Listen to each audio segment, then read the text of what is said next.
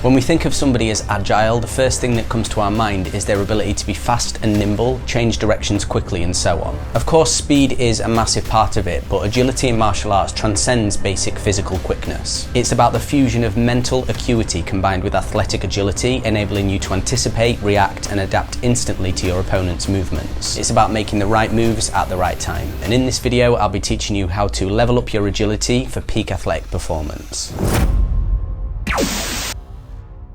Welcome guys, in this video I'll be providing a full breakdown on the different methods you can use to develop your full body speed and agility. Because although when we think of agility, the first thing that we tend to imagine is somebody who's light on their feet moving with speed and precision. And this is certainly a part of it, but when it comes to developing agility specific to martial arts, there's a little bit more to know. Because there's also mental agility, which allows us to react quickly, but more importantly, remain calm and composed in stressful situations, rather than going on autopilot and just losing our heads. And this stuff is different from developing specific traits like hand speed, for instance, and it requires some different methods and approaches. But they are all interrelated, so working upon this stuff will have benefits to that as well, because really it's all in aid of mastering the physical body. Before we get into the bulk of the video, guys, please join my Telegram group where I post content that I can't really share on YouTube. And if you'd like to book a one-on-one coaching call with me, you can find the link to both of those in the description below. So to quantify this, I've split this type of training into 3 categories which all build on each other, and those are as follows. Number 1 is the foundations of agility. So this is using methods at a certain level of intensity to directly target and develop specific muscle groups, and this could be seen as essentially developing raw agility. Number 2 is mental agility, or engaging the mind. Mental agility still makes use of the physical body, but differs in the sense that it's coupled with cognitive challenges simultaneously. And lastly, combat specific agility. Here we combine the 2 previous types of agility in ways that simulate real combat situations. So although combat sports are considered to be very dynamic and explosive physical activities,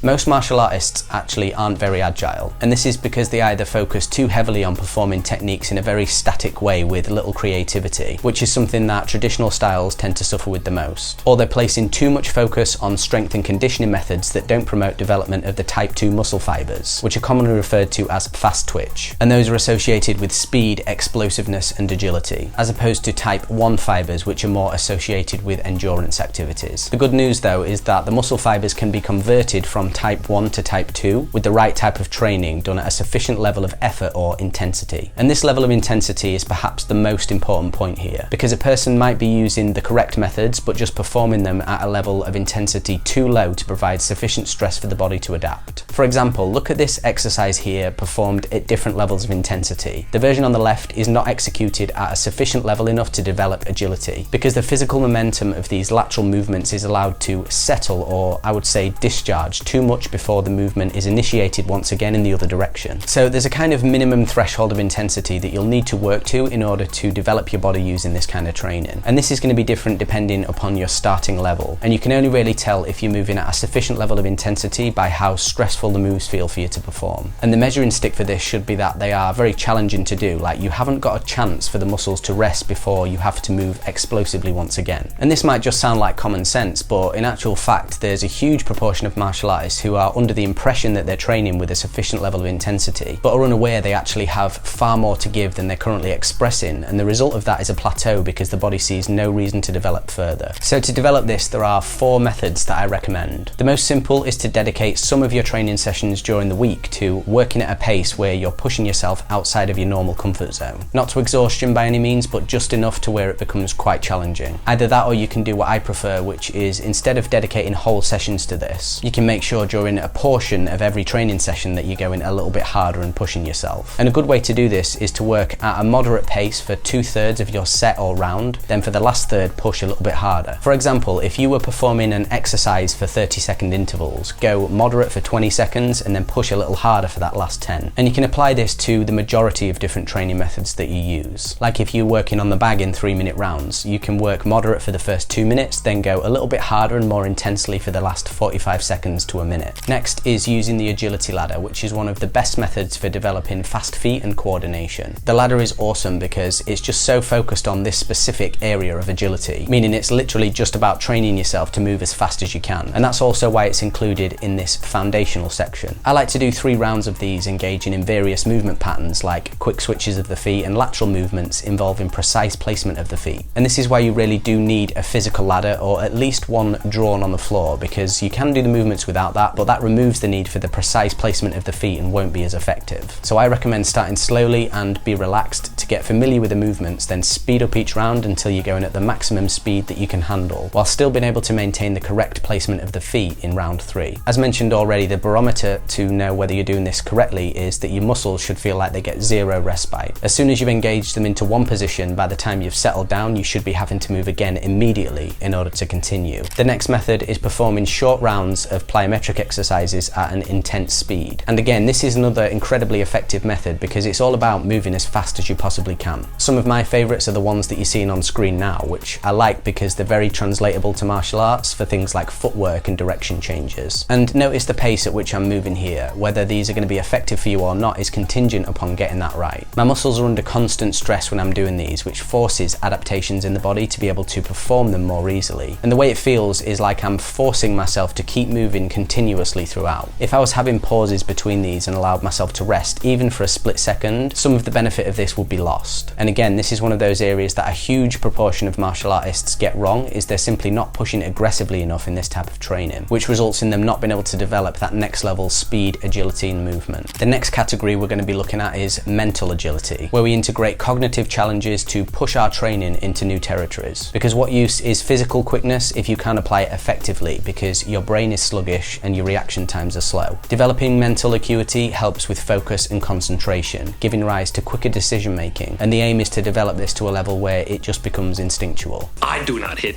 it hits all by itself. It allows us to analyse and react to opponents' movements so that we can counter-attack more effectively, as well as adjusting strategies on the fly to switch from offence to defence or exploit openings. Martial arts is very intense and high pressured, and it gets worse as we become more greatly fatigued, which can cloud our judgment. So mental training aids us massively with stress management and allows us to remain calm and composed under high pressure, as well as helping us with timing, which are all vitally important in striking effectively. So when training this stuff, we don't just isolate our minds, rather we do it through movement, building upon that raw agility that we discussed previously. Performing mirroring drills with a partner is a fantastic way to do this, and all it entails is mirroring the partner's movements as closely as possible to sharpen your reflexes. Just like with the ladder, begin slowly with these and then up the intensity to a pace and a level where it's quite intense and you're both moving very rapidly. And this will inevitably cause fatigue as well, which is a really good thing, because thinking on your feet when you're already fatigued and under pressure is when it really matters. Something else that's very good at developing this is a drill aimed at shortening the response time between thought and the activation of your body,